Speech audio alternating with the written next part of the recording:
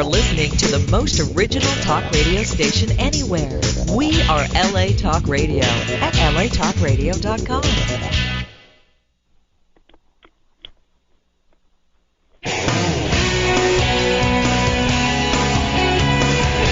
You're listening to Fouché Way with Brandon Fouché, right here on LA Talk Radio.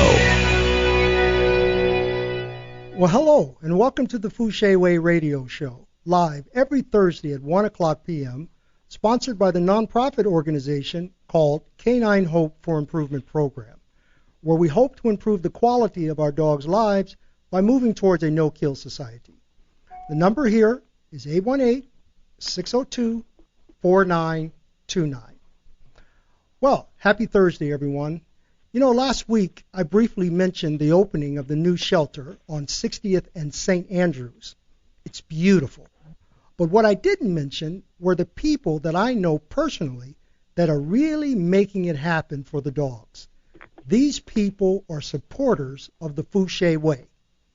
And I would first like to thank Captain Dado for reaching out to me and asking me to be a part of this fabulous grand opening and introducing me to the LA mayor and as the shelter behavioralist. He is a new and important friend of mine. Although we have known each other for some time now, it's official. I also had the pleasure of speaking with Brenda Barnett, and she thanked me for all the work that we are doing. And I must say I was very pleased to hear that because we're going to need her on our team, and this lets me know that she thinks that this is important enough to pay attention to, and I think that's fantastic. Because all I'm asking of people who are tuning in is to just listen with an open mind. I also got a chance to say hello and take a picture with Francis from Best Friends of Animal Sanctuary, and I haven't seen him for many years, and it was nice to see him again. And I meant to tell him that he looks a little different, but he's looking great. Now, the reason I'm speaking about this is because I felt a warmth there with everyone, and I know because we were there for the same reason. It's a common goal. It's like a sister and brotherhood for dogs. I also want to thank Deborah V. and Deborah Fan, who go to the shelter every weekend, and they're doing it the Fouché Way. They're putting dogs together because when people come to adopt dogs, they need to know if they can get along with other dogs. And they're there every weekend making sure that they can answer those questions for people coming in to adopt dogs. I want to also thank Pat, who is also running things over there at the shelter, and the tireless people who work, like Tamika, Andrea, and Leslie. You know, Leslie told me that she went to the dog park, and she was wearing one of the Fouché Way T-shirts, and everyone was coming up to her, and I thought that was really funny. So I want to say thank you to Nancy of Animal Matters for making this happen by printing the T-shirts for volunteers who are working with us to spread this message. Also, I want to thank Lori Wise from Downtown Dog Rescue, who has a shelter intervention program going on with a very nice lady named Amanda, who is there every day to help people if they really don't want to give up their dogs, but they need a little help, you know, some information. And you know, information is like new technology. It's essential to have in order to grow. And so we are here advancing very rapidly. And here today I have Lori to explain more about that intervention program. Lori, how are you today? I'm good. Thanks, Brandon. Yeah, I mean, you've got a really fabulous thing that's going on there. I'm glad to be a part of it. You know, I'm just right up the street from it, which is really exciting. Mm-hmm. And kind of tell us what this is about and, you know, how this came about. What's going on? Well, we received funding from Found Animals Foundation, which is paying Amanda's salary to be at the shelter 5 days a week, 40 hours a week. I mean, it's wonderful. People volunteer. I'm a volunteer. We have lots of volunteers in the program, but what's always lacking is getting one consistent person that can just be there and communicate all the information and what we're offering. And our goal we just started last weekend, our goal through the end of this year is to prevent 400 animals. So it's both cats, dogs, rabbits, and we are already on our way to about 50 animals. And it's only been, this is 3.5 days. We'll be on our 4th day today. Wow. So, for instance, like yesterday, we deterred 16 animals, 14 dogs, and 2 cats, and we had 0 owner surrenders. So all 16 people that would have surrendered their pets listened to the information, which is we offer free spay and neuter, vaccines, behavioral advice, hands-on, whether it's on the phone or going to the person's house or just doing it right there on the spot, right. Sending a referral. We offer end-of-life. We've done several older dogs. Person really just needs to put their dog down. They can't afford it. My vet in Inglewood is helping us out. Mm-hmm. So it's a variety. People can't feed their dogs. I would say the majority of the people that are coming to the shelter and wanting this program are very low income and, lack of the information as to where to get the resources. Mm-hmm. So we're kind of one-stop shopping. We just try to take care of the problem right there on the spot, do whatever we can, including rescue dogs, and we've done a few of those. We're in the process of doing one right now, a Cocker Spaniel that's probably 12 years old. Mm-hmm. People move, and we're just trying to give people an alternative that really want to put a little extra effort into preventing their pet from entering the shelter and possibly being euthanized. And sometimes it's just a matter of just listening to the reason why they're there. Yes. You know? I mean...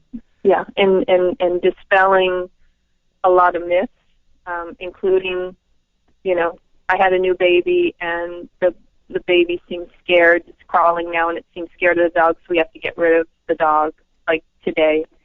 And it's just really Amanda, who's, there every day, has 2 little boys and has quite a few dogs, rescue dogs, and she just can talk to them, just real talk, this is what's happening, and this is how you can prevent it. In some cases, we've given people crates or just giving them the tools, equipment, knowledge, so how they can be more empowered and carry out these sets of instructions we're giving them. And they call it, a couple people have already called us back and are just so excited because it works, whatever we told them.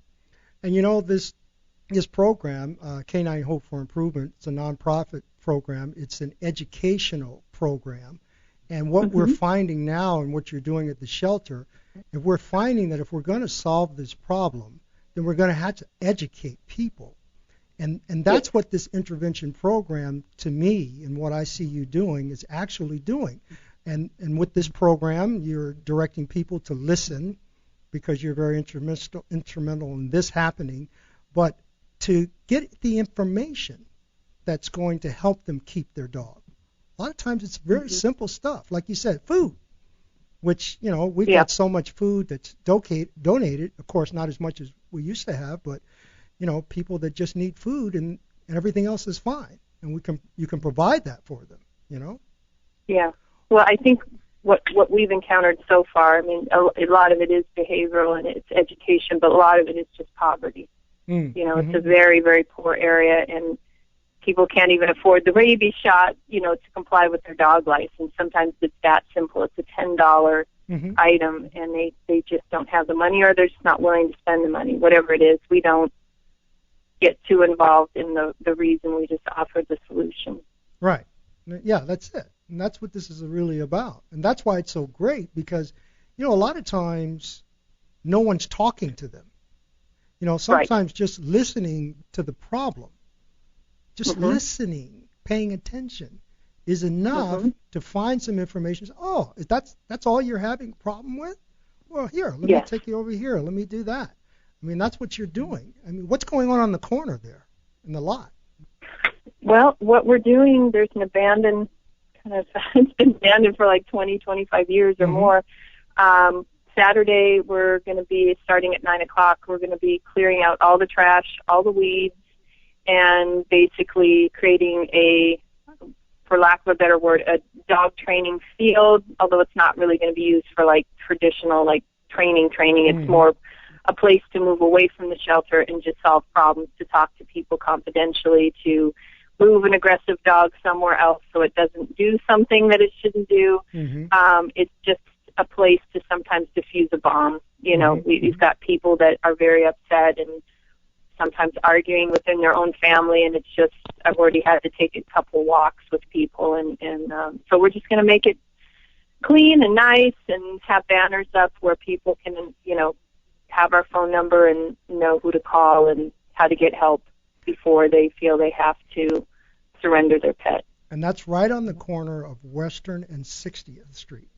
That's correct. Okay. Yeah, you'll see us out there cleaning and having a good time. I've never so surprised that so many people want to come out and pull weeds and clean, but I love it. I guess there's other people in LA that love it, so we should have maybe 15 people out there cleaning and getting everything organized, which is just good for the community too. Right. And look, are you encouraging people to bring dogs, or are these just dogs coming from the shelter? No, our thing is, if you want to volunteer, definitely don't bring your dogs. This is not like a dog park or anything. We just need help, and we need every kind of help. And I've just told everybody, if anybody wants to volunteer, whatever skills they have, I can put them to work. I'm there every Saturday from about 10 o'clock until 2 or 3 o'clock in the afternoon, and then on Sundays from noon until 4. And then Amanda's there Wednesday through Sunday. So there's somebody there all the time. You'll see our little card table set up in front of the intake room, and our goal is just to make sure that we prevent as many animals from coming in that shelter that can hold probably 300 dogs, and is often at capacity. So okay. And where should they be parking? Is there a specific... They can park, well, there's a parking lot for the shelter, and they can also park on 60th, or south of 60th, south of St. Andrews, down the street from your place. There's usually a lot of street parking, and it's safe. Okay. It's a pretty quiet area. Now, are you encouraging people to just show up, or would you want people to call, if anyone's listening, to call to see about it? They can actually, I'm asking people to just email me, and I mean, they're welcome to call me. I won't put out my cell phone number, but I will give my email address is Lori, Lori Weise, Weise @gmail.com, and what I can do is also put it up on Brandon's Facebook page. So if anybody can't write that down right now, they can go to the Facebook and get the information about it. Okay. All right. That sounds wonderful. Did we miss anything with that? I mean, that's everything, huh? I think we got everything. Well, I think it's wonderful. I mean, the shelter is a wonderful place. It looks really good, and, it just livens up that whole corner there, Yeah. Because I don't think a lot of people know that shelter's there right now. But yeah, it's still, that's our biggest challenge, is the dogs and cats don't stop coming in, and the people coming to adopt don't know it's there. Or the other thing is they are scared or don't want to come to South LA. I don't know what they're thinking, but it's a gorgeous shelter, and it's a very industrial area, and it's, I think it's very safe. Oh, it's very safe and very nice. Police are always around there. Very nice. Yeah. I think there's a police impound. And you'll see all of us. Right, exactly. You'll see all of us cleaning on 60th and Western. Just wait, you'll see all the pile of weeds and trash. Okay. All right. Well, I'll definitely see you. I can't help but see you. Yeah, I'll see you, Brandon. I'll see you Saturday. All right, Lori. Well, thanks for coming on. Okay, thank you. You're very welcome. Okay. Okay. Bye. Well, this morning I was listening to a song on the radio that made me think about how much I love my dogs.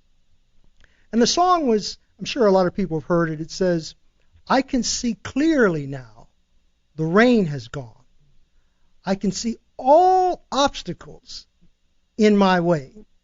And that's how I feel about what we're doing here to help the dogs. All the people that are instrumental in segueing this program, we all love dogs. And I love my dogs in particular because it's such a feeling, I mean, the dogs that I am trusted to look out for were dogs that were to be put to sleep. And their life was saved to help save the life of another dog. And a lot of people didn't know that about the dogs that I have. But that is their mission. That's the reason that they were saved. And everything, I mean everything that I have learned over the years of working with aggression, I have actually learned from my comrades, the dogs. And so I watch them. I watch my dogs and how they interact with each other, and I try very hard to exist within the moment with them, even with behaviors that may be considered negative or appropriate. It doesn't matter. I live within that moment with them. I experience it openly. And so I guess you could say that I have an open relationship. And, you know, it says that when you love someone, you listen to them. You listen to what they have to say and how they feel. And I truly listen to my dogs. And because of that, they tell me secrets. And I am truly blessed to be listening and getting those secrets, because that is what I'm able to help my listeners with. But to my clients, one of the most difficult things to get people to understand is to stop trying to do things with their dogs in regards to training. I always hear things like, what do I do now? And what should I be doing next? Or, I'm not sure if I can do that. Or, you can do it, Brandon, but I don't feel confident and comfortable in doing it. I want you to understand, I'm not really talking about how to do something. I'm talking about how to become something. We have never been taught how to be for our dogs. We have always been taught how to do. And when we run out of how to do, we're lost. We're stuck. But if you can become what you need to be for your dog and stop trying to learn how to get them to do something, you and your dog will be better off. And if you think about it, you just think about it, the problem is that the dog is too busy thinking about the wrong things because we're too busy doing the wrong things with them. You know, this is why I have problems with training, especially dogs that have misinterpreted our intentions. And then we give that mindset a treat. We're rewarding the misinterpretation. You know, we are trying to trick and bribe the dog into what we believe is the appropriate behavior. And why do we do this? Because we were never taught to hormonally socialize them with the stimulant. We were never taught to hormonally socialize them with the stimulant. We didn't understand the why of the equation. And so we began to do something to get their mind off of what they were thinking. And at that point, it becomes a bribe, a trick. We hope that at some point they become disinterested enough to forget about what they were excited about. You know, I have to think back in my life and remember when things went wrong for me. It was usually when someone lied to me, made me believe and feel something that was not true, tricked me, duped me, used me to get what they want behind my back by making me believe in something that was not real. And I think that because of my love for them, I don't trick them. I don't do those things. I believe that what they need is a leader. And when I can socialize my dogs with what they don't understand, they are always better. And so I'm asking you, don't create an artificial world for a dog. Be real. Dogs that have a predisposition to be aggressive, for whatever the reason, they need help. And don't try to make up for your dog not being able to be with other dogs or people by isolating them and playing predatory games that require them to use their mouth to solve problems. When they are stimulated to chase and jump, that doesn't make a happy dog. That's just a dog excited that will see his life through his physical attributes. You know, when you think about it, dogs should be looked at in 3 parts. And the reason is that they are simple-minded creatures, but they are able to perform complicated tasks. And so this is how we separate the parts. The first part, which is the one that we are the most attracted to because that's the attribute that we were taught to focus on. That's the agility part, the chasing, the jumping, the balls, the pull toys, the tug of war, everything that has to do with excitement and using their mouth and biting and shaking and yanking. And then you have the core part, which is the middle part, where the essence of the dog lives.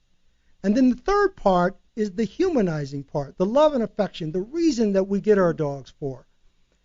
And when we look at those 3 parts, we have to understand that the core part, this is the part where I look at a dog, is the most important part because it determines how those other 2 parts are going to fold out into our world. Some people stumble upon that part. An example would be, let's say you're about to have a seizure or a heart attack, and you remember that right before that took place, your dog connected on to you, or it went and got someone and it saved your life. And then things begin to change because you no longer look at that dog in terms of sit, stay, come, and heal. It becomes something more. It becomes what the essence of having a dog should really be about. You begin to see the beauty in the beast. And that's where I live with my dogs. That core part. Not this artificial Toys R Us world comprised of stuffed animals and squeaky toys. Dogs are much, much more than that. We have got to wake up. If the success we seek is to stop killing dogs, we're going to have to stop giving them things to kill that are fake. Their food comes in a can and a bag now. They don't have to chase objects, animals, grab them with their mouth, shake them, kill them, and eat them. The food comes in a can. We don't have to wake up that hormone in them today. It's not necessary. And most of the dogs that are in the shelter on the corner for me, could be 300 dogs that are in that shelter. And I don't care what anybody says, they're basically there for behavioral reasons. The majority, behavioral reasons. But they're there because of things that we have the most control over, but we've never been taught how to use that control. And that is learned behaviors. And so my first caller today has woken up, and she can feel the warmth of the light coming through the end of the tunnel. And her name is Shawnette Sweets, with a dog named Olympia. Shawnette, are you there? Yes. Oh, yeah, I'm here. How are you today? Oh, I'm doing great. You know, I want to talk about your dog because, there's someone that's listening that had a dog that's just like yours. And I asked them to listen to the radio show today because I want you to talk about the problems that you were having with your dog before you came to me and how that was affecting your life. Okay. Yeah. Well, I live in an apartment, and about 2 years ago, I got this cute little puppy, Olympia, and for about a year, everything was fine. But then last year, she started to show aggressive behavior towards skateboards. There's kids in my building that are on their skateboards, and she would actually go after them and try to bite them. She turned into a demon dog. And, now she's about 90 pounds, so I really can't control her much. Also, other people have dogs in the building, and, she gets in these altercations with these other dogs as they're walking past the door. She's growling and snarling, and her fur's up. I mean, she actually looks demonic. And it scares everyone. It shocks me. It scares them. And in our building, we can have a dog as long as it's not aggressive. Well, she clearly is showing all this crazy aggressive behavior. So last year, I went to, I don't know how many trainers. I spent so much money going to these guys and having them, telling them what the problem was and what I need fixed. And, I out of this, I was able to teach her to sit and stay and shake hands, but no one really addressed the aggression. And it was frustrating me because I was doing everything they told me to do. I bought all the gadgets and things they told me to buy. I bought all the treats I needed to buy, but just nothing seemed to work. She was a great dog until we were around the skateboard or around another dog, and I couldn't control her. It got frightening for me, and I kept thinking, well, I got to get this fixed because otherwise we're going to have to leave this apartment. You know, I don't have the money to get up and relocate. Lots of apartments don't take dogs. So I was feeling very frustrated and very depressed about it. And finally, a friend of mine recommended Brandon to me, and I thought, this is my last resort. This is absolutely my last resort. So on Monday when I came to your office, that's where I was. I was at the end of my rope. It's my last resort. I didn't know what else to do. Well, let me ask you. Let me ask you. Did you ever have a problem with your dog? I mean, or were you able to contain it before a problem took place? Has anything negative ever happened with her? Well, I got between her and another dog, and I got bit. So I actually got bit.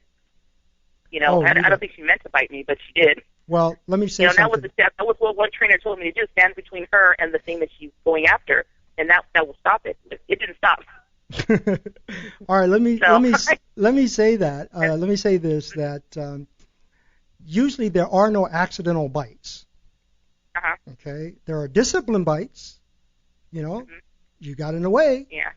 Now, when you get in the way of your dog and the stimulant, you become an obstacle. And what do we do with obstacles? Oh. We get around them. You get them out of the way. Yep, you get them out of the way. Right. And as far as what the dog is thinking, because we got to look at the concept of how the dog thinks. When you stand in front of them in the door, or them and a person, or them and a dog, you become an obstacle. Mm-hmm. And obstacles are to get around at all cost.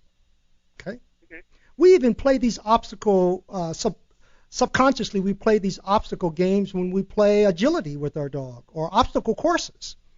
It's the purpose of that. Everything that we teach our dogs to do is forward, moving forward. And then when we find something that makes us uncomfortable, this is the time now we want our dogs to back away, but we never taught them that life moved in that direction. Mm-hmm. Do you understand? Right. And so you got bit. It's a discipline bite because you were in the way, right? Right. And I bet you moved too, didn't you? Oh, I sure did. And so she continued with her aggressive behavior, you know.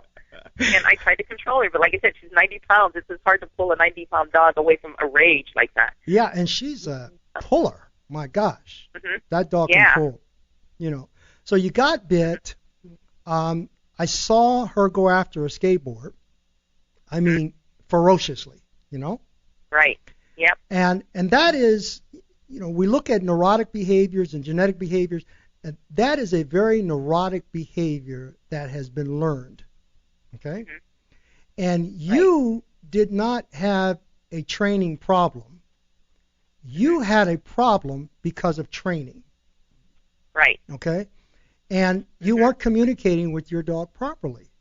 And so your dog was totally out of control. If we want to put this on a scale of 1 to 10, she was a 10 in her neurotic behavior. Oh, yeah. Ooh. Now, I want to say when we find a dog that's like this, and people have heard me say this before, I'm always looking at the genetic behaviors and the learned behaviors. And when I saw your dog, I wanted to determine how much of this is genetic and how much of it is learned, because some of it is genetic, okay? Uh-huh. But what happens is when we try to solve that genetic problem, if we put it on a scale of 1 to 10, maybe it's a 2 or a 3, then the way that we begin to solve that problem can actually make it a 10. And so now when you come to see me, it's a 10. Right. Okay? And that means she's going all out. And she would attack that skateboard, bite it, and you know, the fear about that is when kids are riding on skateboards and dogs feel like that, and even if they're not being aggressive to the person, it's easy to grab a foot. Right. That's what my fear was, that she would do that. She would do that, right. Yeah. Now for sure. I want to talk about where this comes from. Mm-hmm. There is a lot of information that's floating around about the exercise of a dog being the most important thing. Mm-hmm. I say it is not the most important thing. In fact, it's something that humans made up. We believe that a tired dog is a happy dog. Okay? Right. And, I always humanize things. I think that because we're human, we have to. But I know when I'm tired, it's not necessarily that I'm happy. I want to get some rest, right? Right, yeah. All it does is makes a better athlete, all right? But when you try to exercise your dog so much that the way that we have been taught to exercise them actually makes a better athlete. And the things that we are doing to exercise them is bringing out more of the predatory side of the dog, and that's why that shelter on the corner is full of dogs already, okay? Oh, wow, yeah. We throw an inanimate object, and to the dog, this produces a hormone that says to chase, to grab and bite and shake and kill, but we don't eat it because it's not food. Now, some dogs misinterpret our intentions, the whole concept of the game, and they swallow the balls. And they swallow because you have produced that hormone that does not get completed. And some dogs complete it by the swallow. Do you understand? And then you've got this whole vet bill, thousands of dollars to get these balls out of the dog's mouth. And the dog continues to swallow. And they continue to swallow because somehow we think that it was an accident that they swallowed the ball. And so people continue to play ball. Okay? That is producing a predatory instinct within the dog that we don't need to bring out. They don't need it in this day and age that we live in, especially those dogs that are misinterpreting the concept of this game. And you were one who did all of that. You threw balls, you threw frisbees, you threw sticks, you threw tug of war. You played tug of war with your dog. You created this megalomaniac, this thing that we could call a Hannibal Lecter. Okay? Yeah. And, that's right. And then we don't know what to do.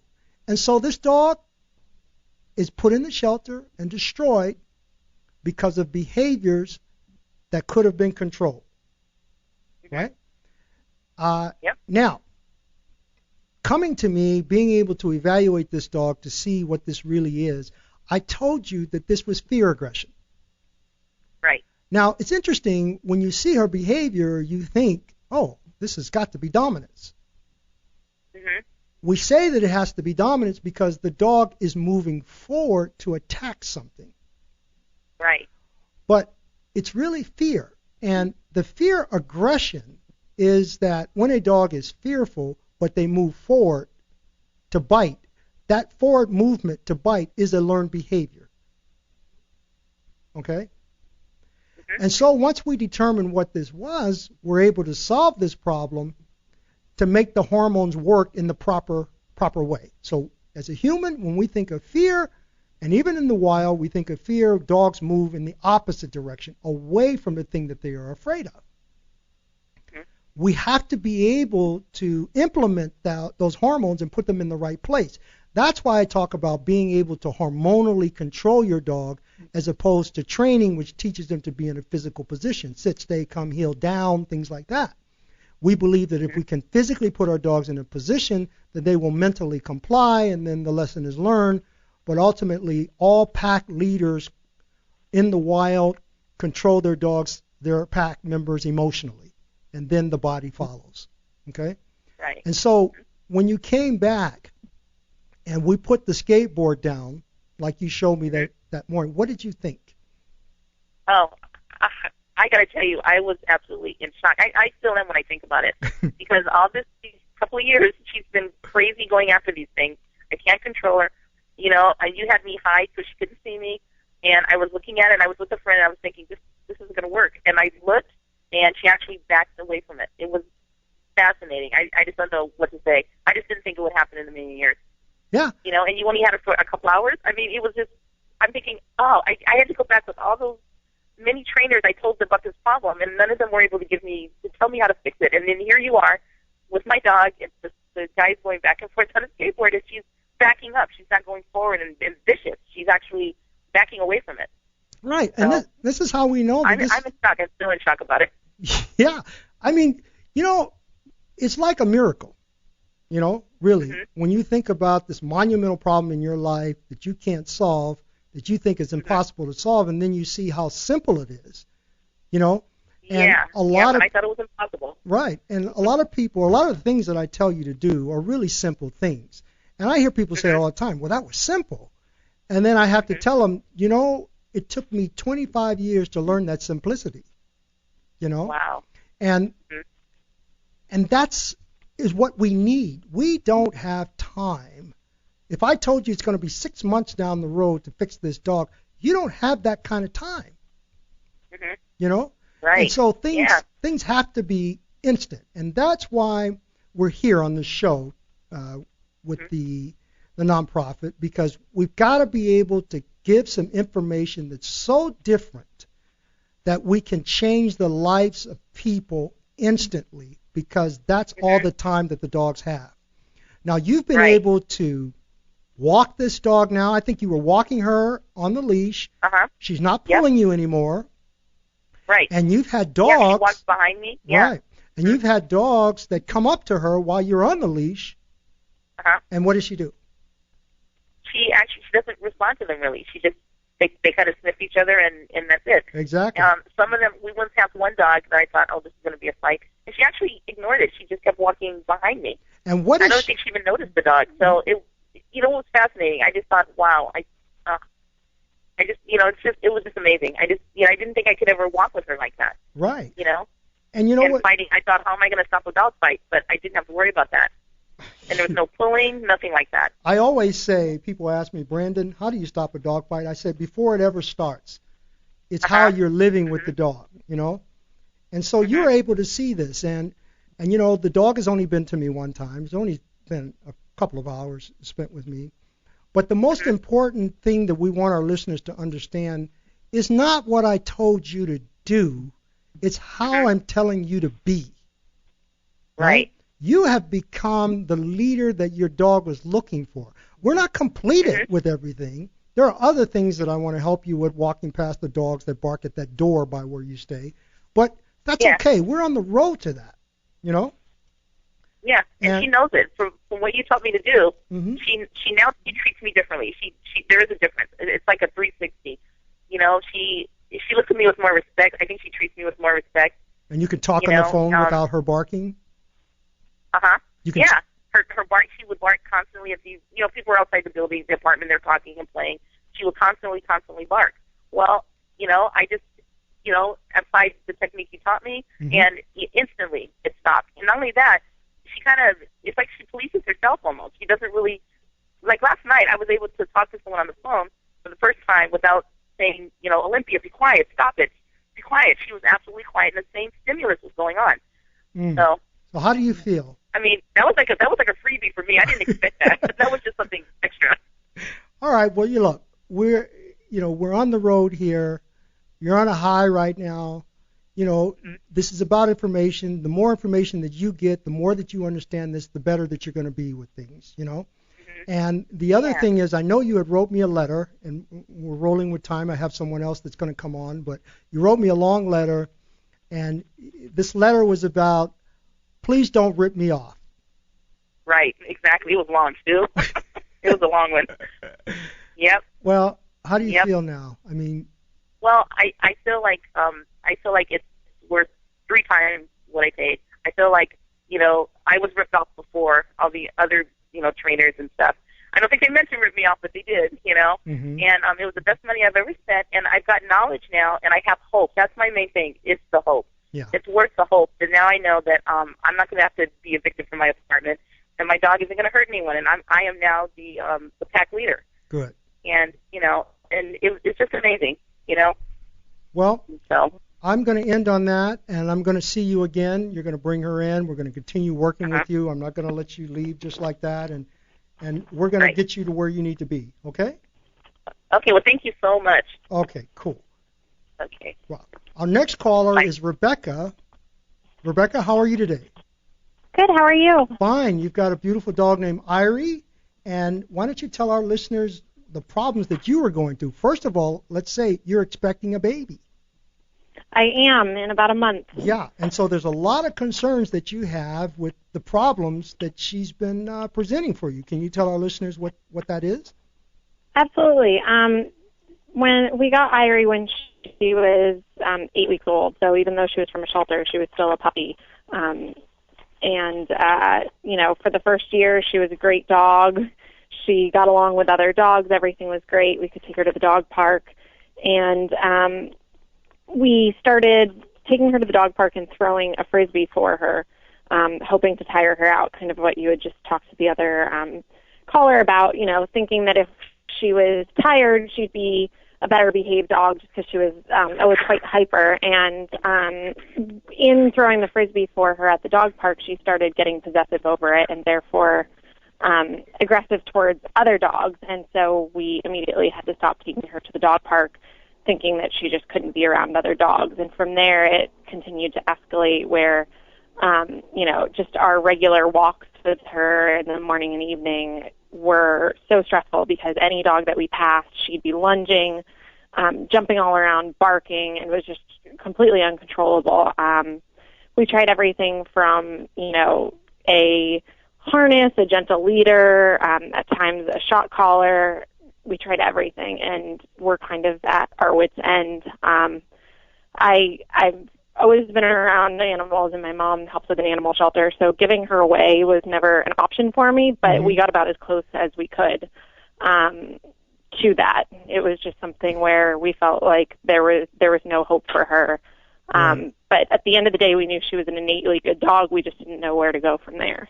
Well, I want to say something that when we play these games with our dogs, when we roughhouse with them and we play tug of war and we try to be their buddy in that way, we're actually asking them to challenge us to become assertive towards us, right? So we're actually teaching them a behavior. I guess it's much like if you had a daughter and you're going to having a kid soon, and you try to become their friend and play with them as would another friend, and then when you're out in public, they treat you like that friend. They tease you, right? And so when we do this with our dogs, we're actually telling them that when they're in public to behave assertively towards other dogs and other people. They feel emboldened by us. And we've never talked about this. I talk about it with some clients on how to control the environment outside of their home. And this is why I don't tell people on the radio exactly what I ask people to do with their dogs, because every dog is different based on the circumstances that the dog has been brought up in or how the dog was before they got with you.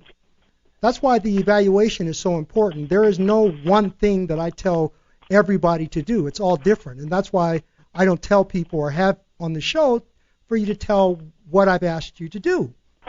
But this is about a relationship. This is about the first experiences that the dog has with his owner is how he's going to see his world when he's with the owner. Okay? And so if you've done all of these things, of throwing things and bringing out that predatory side in the dog, what you're saying is that this is prey. This inanimate object is a prey animal, right? And you are to protect your prey. And so when another dog runs over to that ball and he attacks him, we figure, well, what's going on here? It's just a ball, right? Right. It's much more than a ball to them. Yeah. It's a game to us. And so, as I mentioned earlier, they are misinterpreting our intentions because of the things that we are doing with them. We have more problems now with dogs than we ever had years ago when I was growing up. And these things that we are doing with our dogs were actually done with dogs that were service dogs. In other words, if you've got a dog, or let's just take a Labrador for an example, and you shot a bird out of the sky and he jumped into the cold, icy waters and pulled the bird out, right? They were for these types of dogs, that service dogs that were working, And we've taken these products that we're selling in stores, and we have dogs that are pets, that we are producing these behaviors in them. And that's where you were. with your dog. Yeah, exactly. So now that you've come to see me, how is it? I mean, it's still always a work in process, but how are things now? Things are better than I ever could have imagined. One of my main concerns, as you mentioned, were I'm pregnant and due in about a month, and I was so worried about, being able to walk the dog and have a stroller and just being able to control Irie around a new baby and with other dogs around. She's never been aggressive towards people, but, better to try to stop any aggression now. Mm-hmm. And she's like a new dog. Obviously, as you said, we've got our work cut out for us, and we've realized it's more us than it is her, which I think is so important for people to understand that, mm-hmm. Their dog isn't bad. It's, as you pointed out, it's how we go about conditioning them. But she walks on her leash a couple feet behind us, whereas before I had it, wrapped around my hand 3 times with her pulling. Mm-hmm. And I was constantly worried that I wasn't going to be able to hold her back if another dog passed by. And you can't afford to fall. No. And she's still, depending on if the dog we pass is barking at her, she still may tune in or bark. But, I mean, it's been 2.5 weeks, and it's incredible. Like, she's a completely different dog. Yeah, that's what we got to have. We got to have something instantly, because you're at the end of your rope too. You were. I mean, you got to make a decision at some point. Do I isolate this dog? Do I put them in the yard? There are many people who've gone through what you've gone through. The dog becomes a backyard dog, and then things just go downhill after that. Tearing up the yard, things like that. And your husband has changed his behavior with the dog also, right? Yes, we both have, and we're seeing consistent results because of that, and we're trying to be sort of a united front and not mix signals with her, and it's definitely working. Now, I want to tell our listeners something which is very important, which everyone has a problem with, is the love and affection. This is very difficult because we did not get dogs to be assertive or dominant over them. We thought leadership was more of sit and give a treat for doing something. So that can be a difficult part. Did you guys have problems with that? Yes, it's been tough. We, in asserting that dominance over her and kind of teaching her place in our pack over the last couple of weeks, we've had to decrease the amount of affection that we've given her. And it's definitely been hard, but at the same time we know that it's all part of this process so that we establish those guidelines and then can, start easing back into the affection once she understands what her role is. Mm-hmm. But it has been tough. Yeah, and can you see that the amount of affection that you were giving was actually interfering with the lesson that you were really trying to teach your dog? Yes, and that's the one thing that even though over the last couple of weeks it's been hard not giving her that affection, I know that in doing that right now it would completely confuse her. And confuse what my role is to her and what her role is amongst all, the 4 of us in the house. So it definitely makes sense. Mm-hmm. And I don't know if I mentioned to you, I'm sure I did, but, your dog has fear aggression, okay? And I'm going to show you how to work that, because what's happening when you're walking and a dog barks, she doesn't feel that you can protect her. Okay? And she doesn't feel that you can protect her because of how you have been interacting with her prior to coming to see me. So we're going to have to change that part. But overall, I mean, you got a good average going on there, and you should be very happy because by the time the baby gets here, you guys are going to be well beyond where you were before you came in. Yes, we're very excited, and I can only reiterate the fact that she is such a different dog, and that I think similar to the last caller, we had spent so much time trying to train her, and she's incredibly smart. I mean, we knew that from day one, and she's also incredibly stubborn because of that. But the training she was smart. She knew what we wanted. It wasn't a question of that. Mm-hmm. And I think that was where a lot of our frustration came from. So the method and route that you've showed us has really resonated with her, and just it makes so much sense now in hindsight. But that first day that we got home and walked her, there was already such a change that my husband and I couldn't believe we hadn't done this sooner. Great. All right, Rebecca, I want to thank you for coming on to share your journey with Irie, and I'm sure I will see her in a few days. And keep up the good work, okay? And thanks very much. You're very welcome. Well, thank you for tuning in to the Fouché Way Radio Show. We will see you here again Thursday at 1 o'clock p.m.